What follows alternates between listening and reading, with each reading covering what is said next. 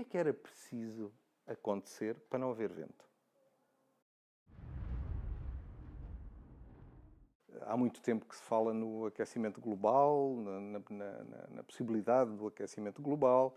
Os dados têm demonstrado que as temperaturas têm vindo a aumentar e está na moda por motivos emergentes, não é? Um eventual aquecimento global. E porquê é que eu digo eventual? Este eventual é um bocado... Há quem não goste deste eventual. Este eventual tem a ver com o facto de o próprio clima,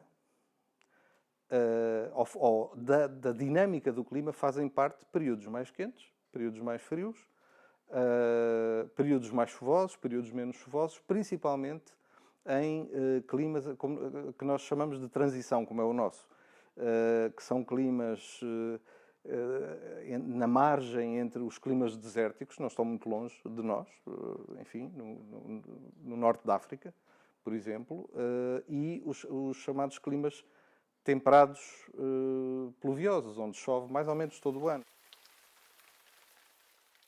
Quando acontece qualquer coisa, seja a pessoa especialista ou não, quando acontece qualquer coisa fora do normal, pode ser atmosférico ou não. E eu disse, vai entrar o aquecimento global. Eu acho uma certa piada a programas de renovação de casas. Acho piada, é uma coisa que me entretém. E, portanto, vejo muito, enfim, aqueles programas que nos entretêm ao fim de um dia de trabalho, ou ao meio de um dia de trabalho, ou seja o que for, em que vou esvaziar o cérebro, que é absolutamente necessário.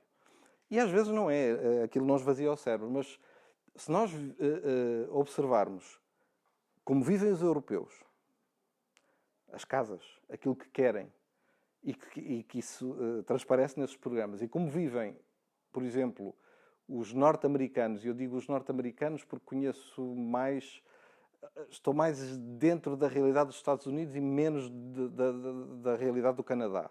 Penso que o Canadá é mais verde.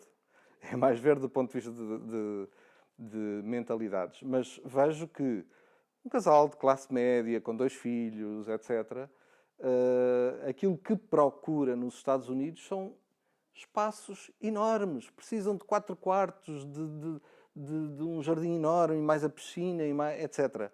Coisa que na Europa é impensável. É aqui que esta palavra com que eu comecei, o potencial aquecimento global, para mim tem peso. E tem peso por aquilo que eu comecei por dizer, nomeadamente o clima tem uma variabilidade, chama-se assim mesmo, uma variabilidade interanual, de ano para ano, que faz com que funcione por ciclos mais quentes e ciclos mais frios, e tem uma variabilidade que é imposta pelo homem, pela alteração na composição da atmosfera. Agora, é natural. Uma variabilidade é natural. A outra é imposta pelo homem. Nos pratos da balança, qual é que pesa mais? É nisso que se devem debruçar e que se estão a debruçar os estudos que se fazem atualmente. Isto não é um livro que divulgue as últimas descobertas numa revista. Não. Isto é um livro... Mas livros. Eu gosto. Às vezes apetece-me passear e vou à Bertrand e vêm-me na Bertrand. Porquê? Porque me apetece olhar para livros e depois trazer um ou dois, obviamente. Para isso é preciso dinheiro, é consumo. Precisas destes livros? Não. Se calhar não vais ter tempo para os ler. Se calhar não. Mas como eu gosto muito de ler romances, compro-os. Bret Easton Ellis tem várias coisas de que eu gosto bastante, o Menos que Zero, etc. Passado, e aliás, isto foi passado para filme, eu também vi o filme, mas este tem interessante, é muito interessante, é a história de um psicopata. Isto é um livro feito por 2 professores da Universidade de Alicante e que o fizeram essencialmente para as aulas. Eu, na primeira aula, tenho que lhes dizer que eu não vou ser faccioso. E, portanto, Não há aquela história. Há coisas que eu vou dizer que levaria, se não ouvirem até ao fim, e se não compreenderem os argumentos e se não discutirem comigo, vão dizer que eu sou negacionista. Porque já aconteceu. Perguntarem, então, mas o professor é negacionista? Não. Porque nem tudo é resultante do aquecimento global. Mas como é que vai parar às humanidades? Como é que vai... Eu não vim parar às humanidades, eu vim parar à Faculdade de Letras.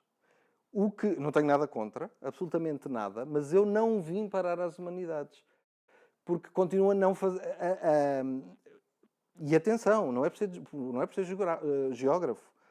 De base, formação de base. Eu hoje em dia considero-me climatólogo.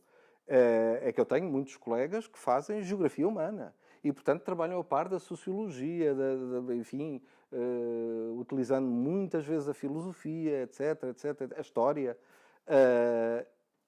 Eu não.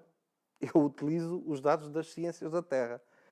Se o Sol se apagasse, deixava de entrar energia no sistema Terra-Atmosfera, o sistema Terra-Atmosfera, as diferenças espaciais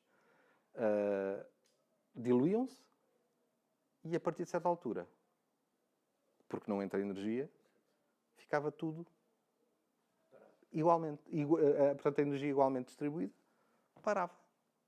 Paravam as correntes marítimas, parava o vento. Era só que o Sol se desligasse.